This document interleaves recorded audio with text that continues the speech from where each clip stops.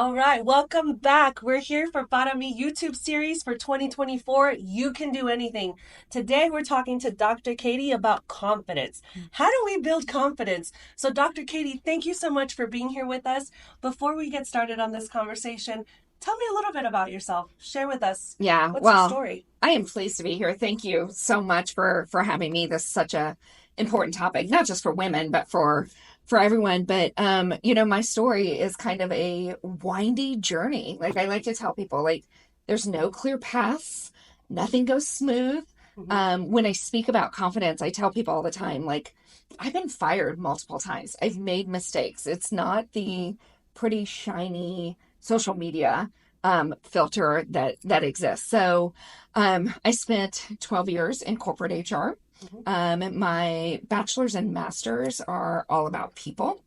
And then my doctorate is in adult education leadership. So 12 years in HR, 12 years in higher ed administration. Wow. And then, gosh, about 2 years ago, the university I was working for said, here's a really insulting offer not to come back. Anyone who wants to leave can leave and we'll pay you. And figure it out on your own. And I had been talking to my family about starting my own company.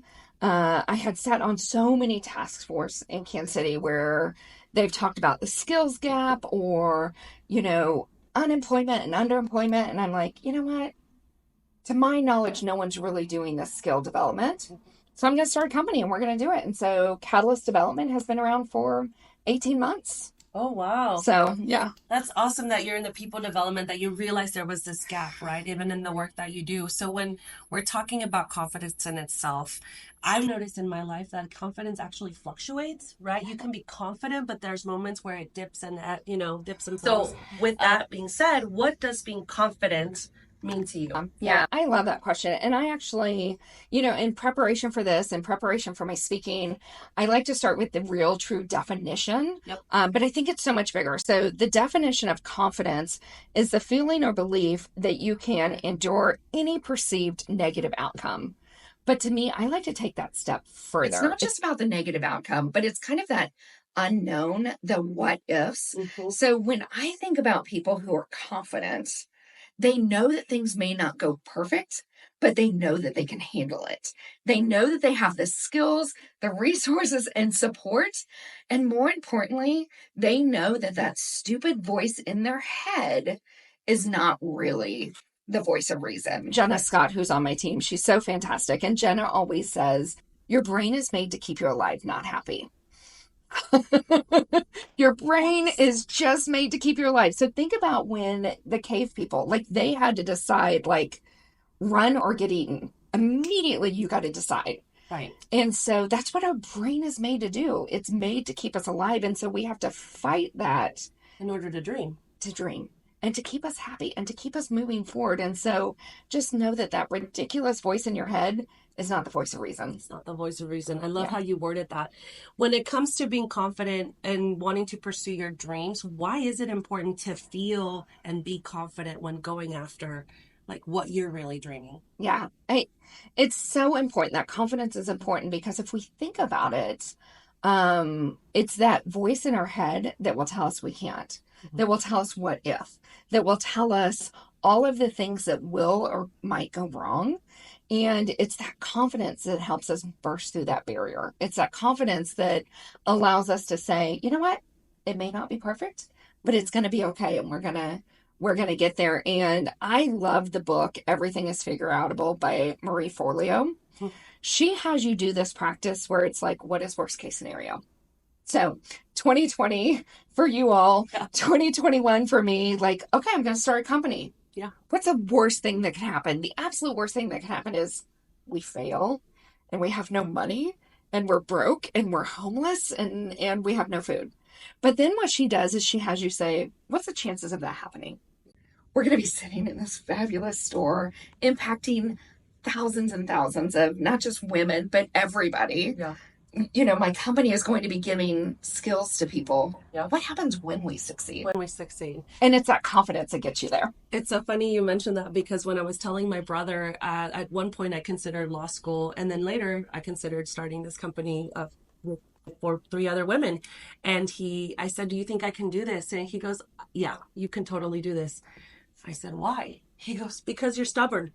You're so stubborn. You're not going to let yourself fail. So stubbornness can be a good thing. It's a gift. For those of us who might be going through like a low point in our lives where our confidence might be on the floor, how do we get it back up? Like, what are some tips or tricks or ways for us to get started in lifting ourselves and increasing our confidence? What do you have to say? Yeah. I think the first thing is you're not alone. You may feel like it. You may feel, how can I do this? Or I'm not going to do this. Or, I've tried and I failed and I tried and I failed. Everybody tries and fails. Some do it on a spectacular, massive level, and some of it's smaller, but nobody's perfect. Nobody has complete success all the time on the first shot.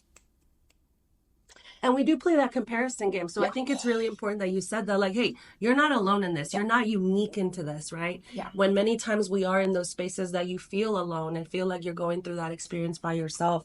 For those of us who might be going through like a low point in our lives where our confidence might be on the floor, how do we get it back up? Like, what are some tips or tricks or ways for us to get started in lifting ourselves and increasing our confidence? What do you have to say, Dr. Yeah. So I have 10 tips. Some of these are going to be easier than others for people. Okay. The first thing is acknowledging and accepting the feelings. Don't excuse them. Don't dismiss them. They're real feelings. You're really struggling with confidence, or I know one of the topics you guys are talking about is imposter syndrome. It's a real thing. Acknowledge that. The next thing is focusing on your accomplishments. Focus on the positive things. I tell women that I coach all the time, make sure you're keeping those notes. Make sure you're keeping those messages from the people that love you and know your heart and who you are, and that tell you, of course you're going to do it. You're stubborn. Of course you're going to do it. So keep those and focus on those, and don't let your brain take over with the negative thoughts. Then challenge those negative thoughts. Push back. I have women all the time name the voice in your head. The name in my head is Sasha. Ooh, okay. And so when I have that voice in my head, I'm like, shut up, Sasha. Like, who are you? Genius. Yeah. So name that voice, because then it kind of removes you from, disassociates you. Perfect word. But it also gives you someone to tell to stop. Like power. Yes. Cut it out, Control Sasha. it. Ooh, I'm going to have to figure out what I'm going to name her. And name her something that is not someone close to you. Like if you have a Debbie, you don't want to be sitting there and be like, shut up, Debbie. And everyone's like, Debbie's so nice. No. Pick a name of people that are not around you all the time. Talk about it with others. Tell people your stories, because then people will tell you their stories. And it will, it normalizes it for all of us. But it helps also get your story out. Avoid perfectionism. Oh, and do we suffer by it? Women. We have to be perfect. We have to show up. Our hair has to be done. We have to be pretty. We have to be nice. I mean, let's go to the whole Barbie monologue. Like, we can be too much or not enough. I have the most fantastic 19-year-old daughter with so many lovely flaws that she continues to grow from. But when she was in 3rd grade, she thought she had to be perfect. So we had Abby's wall of failure.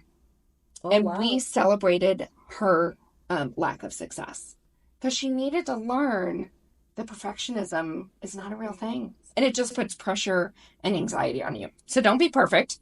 No one expects you to.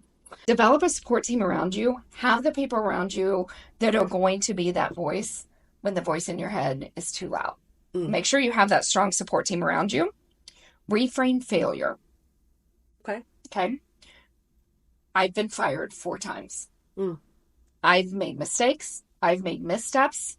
You know what? I can sit and feel bad in that failure, or I can reframe it. What an opportunity for growth.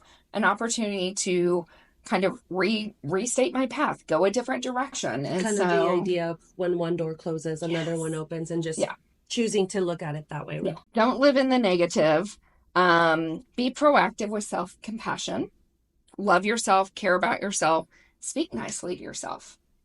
How many times do we tell people, you would never say that to a friend, stop saying that to yourself? Yeah. but we still save it to ourselves all the time. Visualize success. And then finally, seek professional help, whether it be a coach or a therapist or a counselor. Sometimes, especially with imposter syndrome, it's really, really deep in us. And then there's a bunch of books that I love. Everything's Figure Outable. I mentioned Mindset is a great book that helps get us in the right mindset. It takes what it takes. And my favorite book, one of my friends just recommended for my daughter, is The Alter Ego. Oh, I've heard of this book. Oh, it's such a good book. So think about Beyonce and Sasha Fierce. Yes. You know, Right. who is your alter ego? Who is the person you want to show up as?